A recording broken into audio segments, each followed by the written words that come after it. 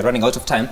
Earlier on, you were talking about the gender bill that is supposed to be voted on tomorrow. The last time it was shelved because there was not apparent consensus in as far as that vote is concerned. Are we now at a better place, and do you think it will succeed this time round? I think we are not. I think we got to a point as women. I mean, we laid it all out. Okay, we went, we lobbied our male counterparts, we told them to support this. Now the question is, everybody that's in that house, in the two houses, has come in through the Constitution. It is the Constitution that has given them the employment and the jobs that they have. They have to respect the Constitution. So anybody who votes against the 2/3 gender bill does not respect the Constitution. It's like saying I'm a Christian but I don't respect the Bible, or I'm a Muslim and I don't respect the Quran. If you're a Kenyan politician, leader elected in the two houses, you have to respect the Constitution that got you there. You can't say that, oh, I'm not supporting the 2/3 gender bill because of this and that and the other. You have no choice. This is the Constitution. This is why you're in office. So it is the only part of the Constitution that has not been fully implemented. All right, and it also creates disharmony between the male and the female in parliament and in society. So for me, the counties have been able to do it very well. The counties, where they didn't have enough elected MCAs, like if you look at Nairobi, Nairobi has 85 wards. Only 5 women came in through election. If you had no nominations, then you would have 5 women against 80 men, making decisions for men and women in society, which is 50-50. So the counties have been able to fill in the gap and bring in the nominations. Now, if we don't want the burden of nominations, then we have to go back to our laws and tell our political parties that they have to make sure, all right, for them to access the funding of government, they have to make sure that they bring in 2/3. Not more than 2/3 of one gender. So it starts from the political parties. Okay. But right now, I don't think they have a choice but to pass this, not because the women want it, but because it's the law. What's it's your the prediction Constitution. tomorrow? I don't think it will go through unless the president and the deputy president and the Right Honourable Raila Odinga literally comes in to Parliament and tells us this is the Constitution, we are all guided by the Constitution, we have to respect the Constitution. They have to play their role in making sure it goes through. And they do that when they want certain things to happen, like the fuel tax. So they have to make it happen. And if they don't make it happen, I am praying that we see separation of powers and the judiciary dissolves Parliament. It's going to be very costly, but we need to respect the Constitution. Otherwise, why are we going for another referendum to amend the Constitution that we already show we don't respect? What is so hard for this? I can't agree more.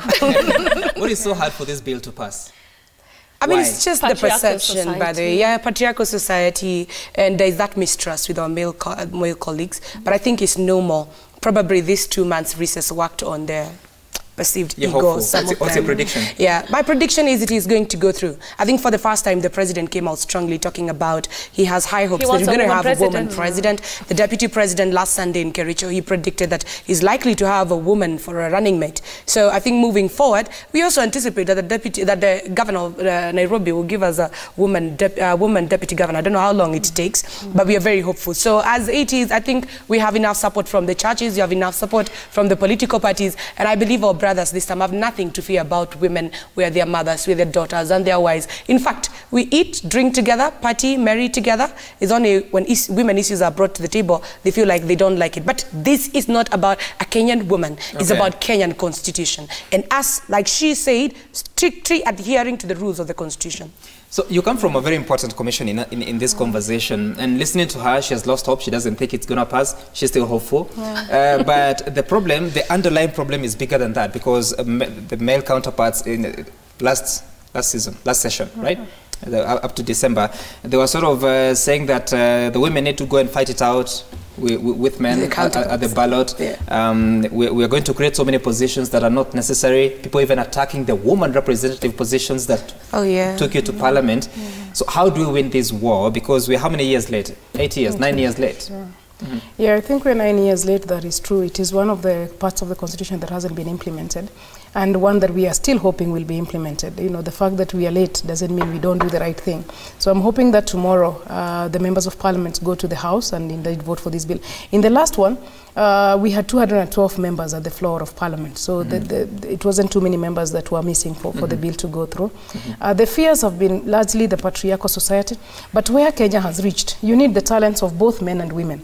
Look at the matters on health, look at the matters on corruption, look at the matters on education, look at the ministers and the work that they are doing. We need both men and women to drive this economy, and for that purpose, then they have to open up the space in parliament. And you know, there will be conversations as to whether the numbers come now or come in the next election. So I'm really hoping that this particular time they don't fear, and that they stand to be counted at the right side of history. But even historically in the UK, when the right to vote for women came, you know, we're just celebrating, I think, about 100 years of the right to vote for women. So all the countries have come from some place in terms of matters of gender.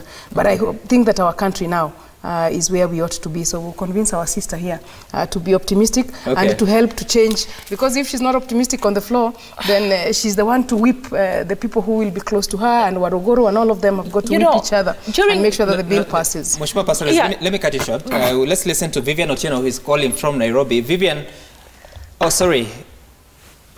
Gideon Okello. Gideon Okello, good morning. What's your contribution? Morning, sir. Yes, go ahead. What's your question or comment?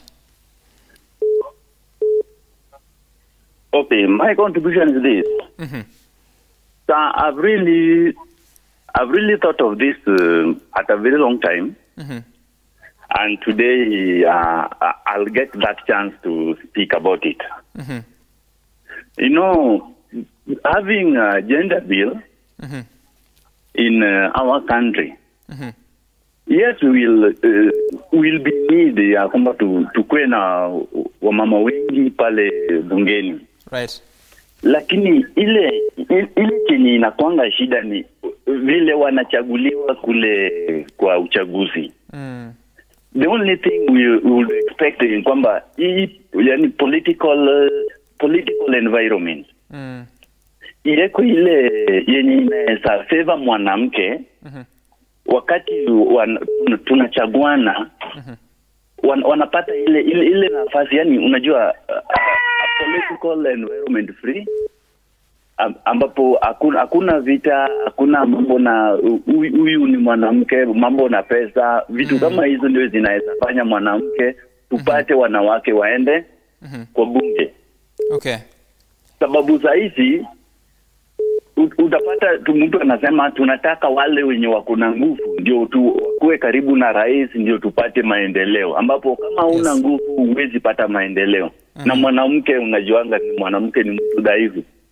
Okay. Sasa muda huwezi vote mwanamke sababu unajua hatutapata maendeleo sababu yeye sio hana nguvu. Okay, all right. Thank you so much, Gideon. Point made. He's talking of the environment that female politicians face, the discrimination that comes. But yet, we need to entrench it into our laws. How do we do that? Wow. Let me tell you what. I think we haven't put enough money in civic education. We haven't celebrated the woman enough and shown her value. We still have a lot of male leaders talking very harshly about women and what their achievements are, and we've got a lot of celebrated women. We've got Wangari Maathai, you know, we've got Phoebe Asio, we've got Grace Onyango, we've got women who have done wonders in this country in science. We've got a woman pilot on Kenya Airways. Women can excel. The thing is, as I want to, you know, tomorrow can only happen. You know, the president, the deputy president, the Right Honorable Raila Odinga, all of them going around talking about having a woman president. Let us see that they honestly want this bill to pass, and let them help us whip. I don't think so. I don't think so. I think it's lip service. And if they do want the bill to pass, they will actually come to the floor of the House early enough And the president, we should have had PGs called by both of them, talking to us and explaining to us that this is the Constitution, we have to respect the Constitution. And then, you know what, and the way the Duale bill has come in, it's actually staggering, it's tempering, it's saying over 20 years, women will have gained their space. But there are things that we have to put in place for women to gain their space. So for me, right now, I honestly feel that there's a bill, that even the owner of the bill is not convinced that the bill will go through. And that is, for me, if the majority leader himself is not convinced that his own bill will go through, or he's not driving it to the point where he wants it to go through, he's not getting it pushed to the point, we can do little. It has to be pushed from the top, and the majority leader, this is your bill, it's his bill. If he wants it to pass, he will make it pass. Okay. Right. All right. Thank you so much. Unfortunately, we are out of time. I wish you had more time to deliberate on that issue, but I wish you well on the vote, and we'll be monitoring it to see how the outcome is.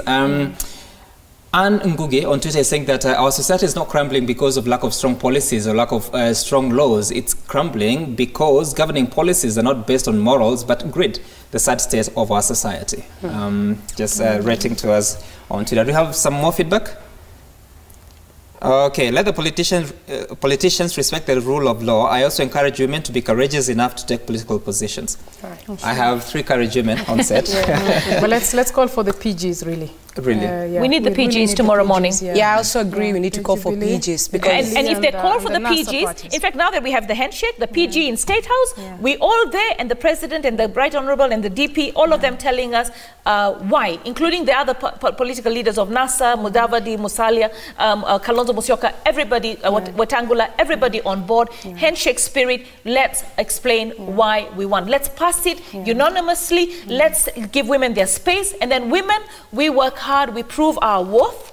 All right, and the media also help us tomorrow. Yes, see the headlines on the gender bill, so we know who doesn't stand with the women of Kenya. The media likes us fighting. Let's see who are those male MPs who don't want to stand with the women who voted for them. I think these guys are okay. They're ready to support the bill. We are already supporting the gender bill. That's why we're having that conversation. Do more. None of the headlines is on it.